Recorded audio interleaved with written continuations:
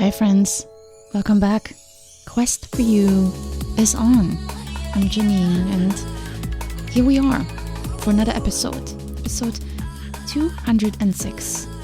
Do hard things. I know we're always on the search for easier. We want to avoid as much pain as we can, and we just want to get through, get it over with, be done so we can chill on the couch and not worry. Most of my accomplishments in life have come from doing the opposite, hard things. And I've observed the same in others, whether it's my friends or the famous people whose stories we hear on TV or on podcasts. People didn't get to successful places in their life by sitting around. Taking shortcuts makes life easier, but it also makes it less enriching. In my opinion, it can lead to a life that is not in accordance with the one you could be having. Taking shortcuts is cutting yourself short. It's the quick route to the attraction you want to see when you're on vacation, while you're missing the hidden gems along the long route. It's the fast-paced course to a quick degree or a certificate that doesn't give you time to really learn and understand all the concepts. It's the short message you leave so you can avoid the confrontation, when really a longer conversation would bring more clarity and relief. It's staying with the same partner or group of friends, knowing they push you down instead of up. The hard thing to do and the right thing to do are almost always the same thing. Because the right thing takes a little bit more effort, more time and more attention, and maybe it even hurts a little bit. But it's the one that will yield a better outcome. Doing hard things is hard, but I learned that it gets easier the more often you do them. Take a look around your life and see where you might be avoiding the hard things, the hard conversations, the really tough workouts, the extra effort on a project, more time for the things that matter, more thought before taking the next step, the extra mile for someone who needs help. The hard things are outside of your comfort zone. They challenge you and push you. They are the things you want to do, dream of doing, but that seems too unreachable to start. They are the things you admire in others and don't think you can do. They are those things that you can never seem to quite find the time for. Why is that? Because I believe what is easy gets done, and what is harder gets pushed to the side. It gets excused, it gets deemed impossible, and it never gets done. I like this quote by Dean Karnazes from his book The Ultramarathon Man. Struggling and suffering are the essence of a life worth living. If you're not pushing yourself beyond the comfort zone, if you're not demanding more from yourself, expanding and learning as you go, you're choosing a numb existence. You're denying yourself an extraordinary trip. The problem with comfort zones is that they feel good. And who doesn't want to feel good? Especially when it took you a while to get there. We finish a major milestone such as college or land at a top-level position and we get comfortable.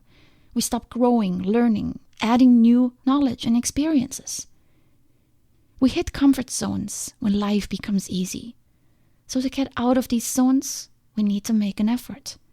We need to seek challenge, adventure, and some risk. Because only then we really grow. Comfort zones keep us locked in. They don't require us to do hard things. And I can hear you saying, but life is so hard. I have so many things on my plate. I can hardly keep up. Why should I add to that complexity? So what you need, in my opinion, is a change in perspective. When life throws unwanted hard things your way, such as illness, disasters, and other events that disrupt your life in a major way, what do? You address them. Everything else falls by the wayside and you tackle the problem. So why wait for life to disrupt your comfort zone? And then for you to struggle, feeling overwhelmed and unable to cope?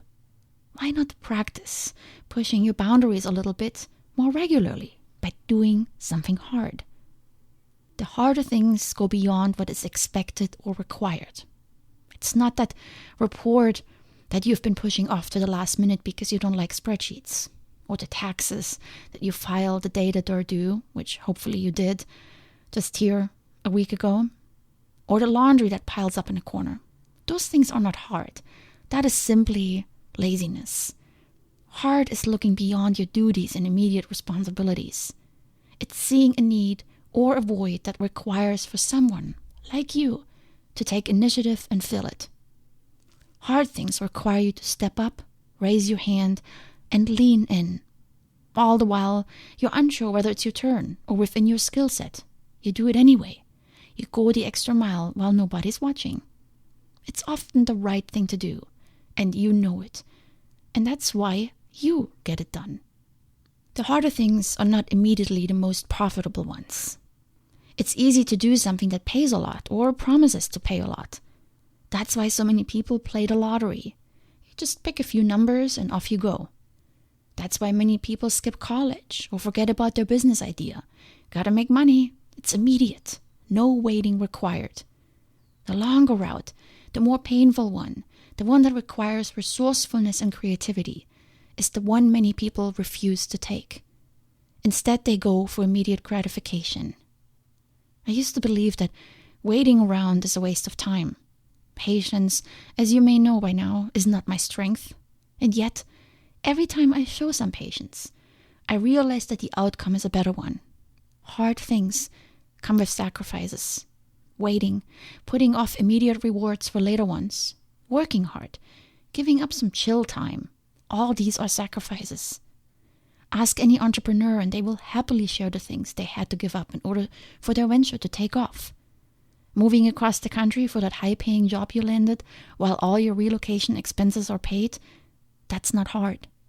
But moving across your town into a cheaper apartment to cut your expenses so you can start a side business or help an ill family member, that is hard. Hard are those things that seem like they won't get you anywhere in the near future, but they feel right in your heart. If they call on you to expand yourself, to broaden your perspective, and to shrink your dependence on external rewards and recognition, then they are likely those things that will bring you the greatest rewards. Because hard things have a tendency to do that. They reward you when you least expect it. They are not regular and consistent, like your paycheck. They are the rewards that come when you step outside of your comfort zone, when you put in the extra work, and when you don't expect recognition in return. The hard things are those that make you a better person from the inside out, rather than the outside in.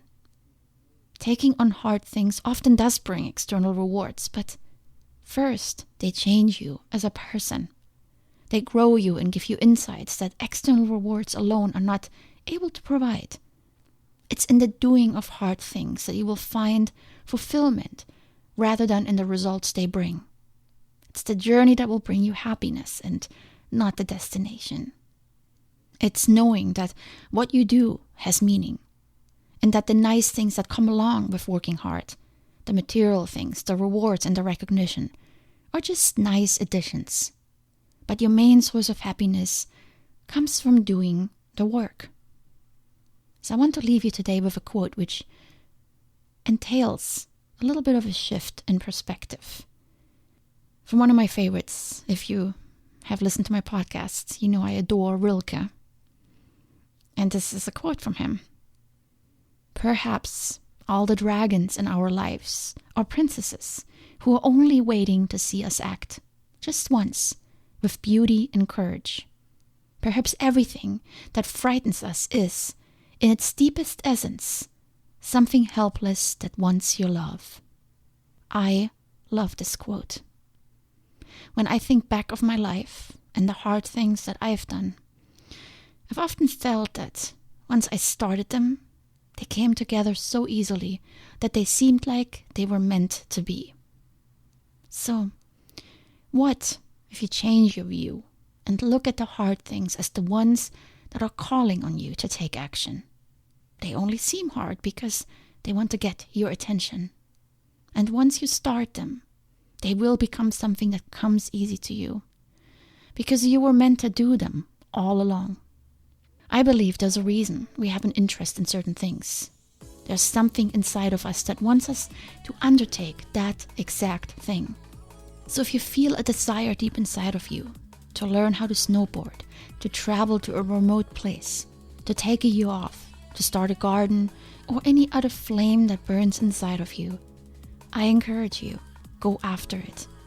There is a reason the passion is inside your heart. It's a call for you to discover what you are all about. And if it was easy, you wouldn't value it. It looks hard, so you summon your resources, you prepare, and you put your heart into it. You commit. And once you start, you won't be able to stop. And you will wonder, why didn't I do this sooner? And you will come out on the other side, a changed person, having changed not just yourself, but the lives of others as well. So go out into this world and do hard things more often. And then, when life comes your way with its other challenges, those you didn't choose, you are prepared to withstand and to fight back. Remember, all effort, even failed effort, produces some muscle. Much love, my friends. I'll talk to you soon.